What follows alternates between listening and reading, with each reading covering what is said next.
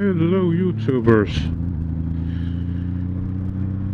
I just visited the Kdenlive waterfalls.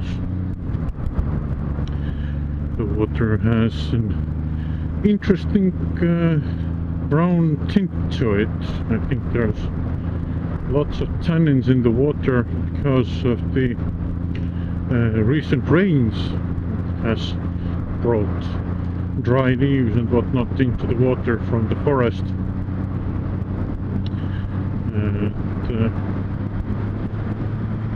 that's what gives it this interesting color. But thanks to the rains, there is a lot of water in the river, and besides the color, the waterfall looks quite impressive. The riddle for today is going to be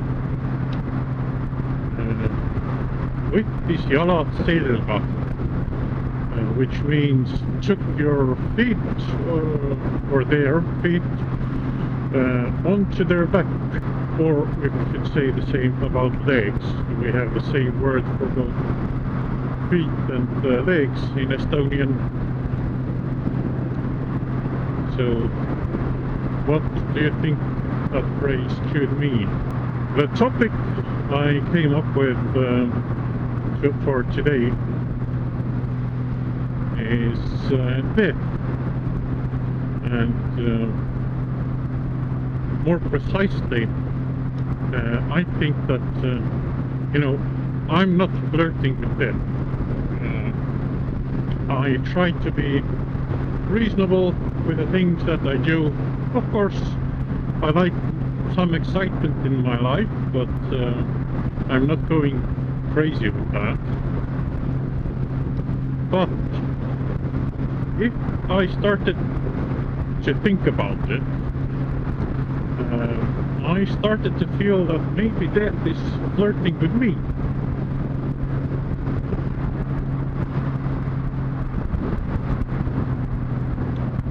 Okay, I passed these guys before. Then they were riding 3 abreast. Now they at least leave us room to take over. You can see, hopefully, a lot of white on the water. So it is pretty windy. I can feel the bike being pushed quite a bit on the road, which is interesting considering the weight of this bike. But back to the topic, why do I think that death might be flirting with me? Well, I was maybe 3 years old when I was playing at the beach. My parents were in the water, and I felt that I had to show something or tell something to them, but it was also a little bit windy day, so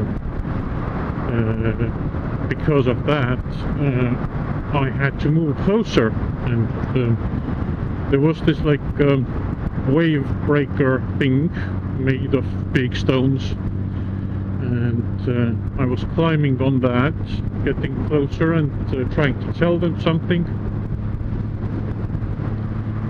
And my parents tried to warn me, don't step on the green rocks. Green rocks meaning the rocks that had seaweed on them, or algae, I don't know, one or the other. It could be hair algae. I'm not that good of a professional about the sea plant life and whatever algae is. So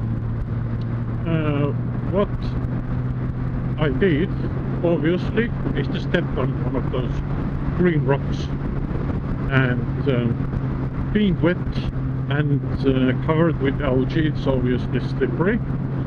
So the next moment I saw the earth doing a couple of spins around me, and then I ended up in the water. And now this is the only part that I remember of it myself, is floating in the water, the water level going up and down before my eyes. And yeah, my parents told me later that,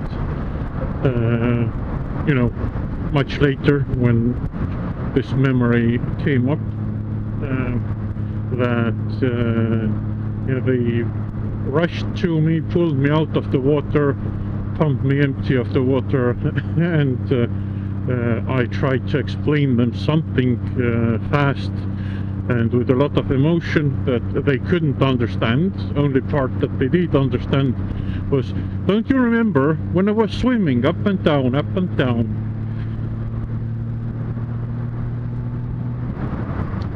But yes, as I had no idea how to swim, and the water was thick with seaweed, then I'm fairly sure I should have drowned if left unattended.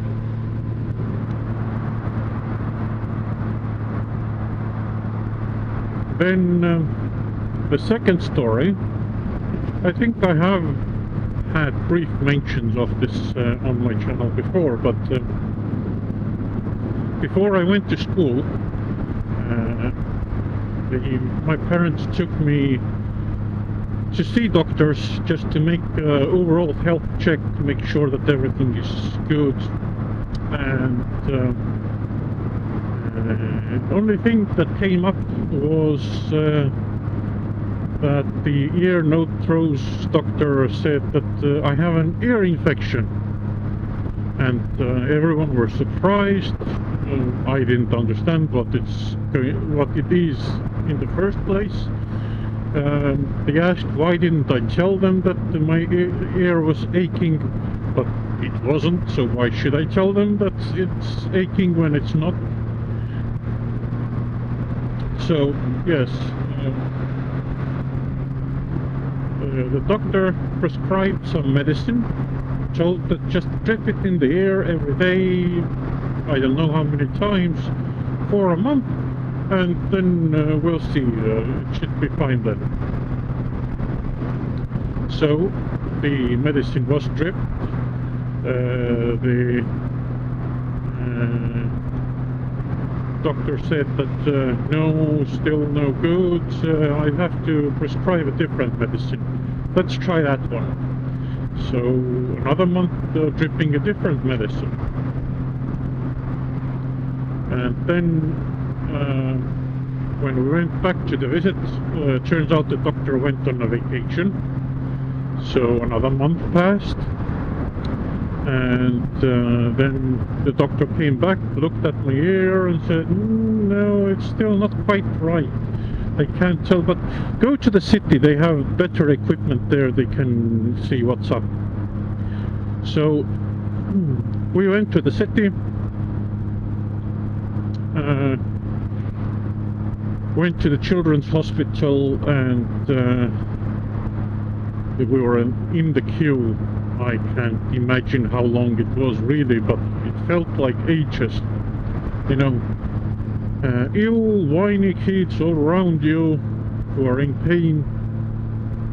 I'm bored. It felt like a couple of weeks, but probably it was a little bit less. And when we stepped into the doctor's office, the first thing the doctor said, seeing me from across the room, was, "What took you so long?" Then he looked into my ear, looked into the other ear, and took out his notebook and said, surgery will be tomorrow. And just like that, I was put into the hospital. And the doctor later told, after the surgery, it was like they cracked my skull open and did a lot of work there. And the doctor later said that the infection was just 2 millimeters from the brain.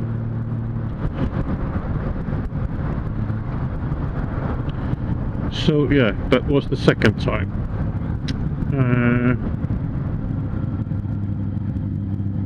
Then the third time that I can remember right away, I was in school, in high school already, and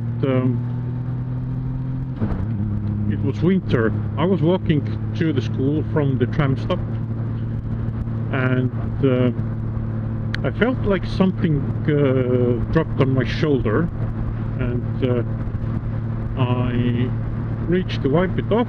It was like not exactly snowflakes, but more like little pieces of ice.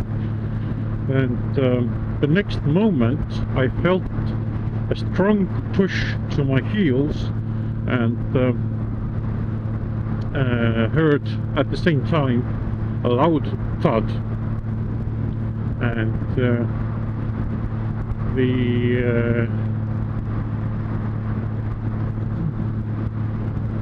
when I turned around to look what was there, yeah, look at that, wind generator with the windiest day. Right, so when I turned around to look what made that sound, that what pushed me, there was a big piece of ice that had fell down from the 5-story building's roof. And when I say big piece of ice, I mean it was so big that it only broke in two, and it was like maybe 20-30 centimeters thick, and well over a square meter in surface area. Or not surface area, but you know, just the size of it. Like the thickness was 20-30 centimeters, and it was a square meter or a little bit more in size. And nowadays there are very strict rules and control over how often the roofs need to be cleaned in city streets or on the buildings that are in the city. But back then there were no such regulations, and everyone did or didn't do it, whoever decided what. So yes, that happened. And I was also in high school when I stepped in front of a car. Now this was obviously my own fault, not death seeking me, but just recalled this as the topic is near death anyway. So had a difficult school day. When I came out of the school, my head was thick. I was thinking about stuff from the last couple of classes, and I didn't notice that the traffic light was red, and I just stepped in front of the car that was making a turn, and boy did that guy have good brakes and good reaction. He managed to swerve just enough to not hit me, but also not hit the curb on the safety island between the turn lane and the straight going lane. Look at that. And yeah, the antenna back in the day, some of you maybe remember still, cars used to have antennas that, you know, visible antennas, usually at the back, and the antenna ended up in my sleeve all the way to my elbow. So I was there like hanging on the coat hanger, trying to understand what just happened. So these are all the times that I can recall that death tried to get its claws into me. Go ahead, answer in the comments or make a video reply to tell me about the times when they flirted you or flirted with you. Now the riddle. What does it mean if someone takes their feet onto their back? That means that they left. Yeah. What happened to Tom? Oh, he took his feet on the back. Yeah, that's all it means. Whoa, where's Tom? Oh, he took his feet on his back. Thanks for watching, and until next time.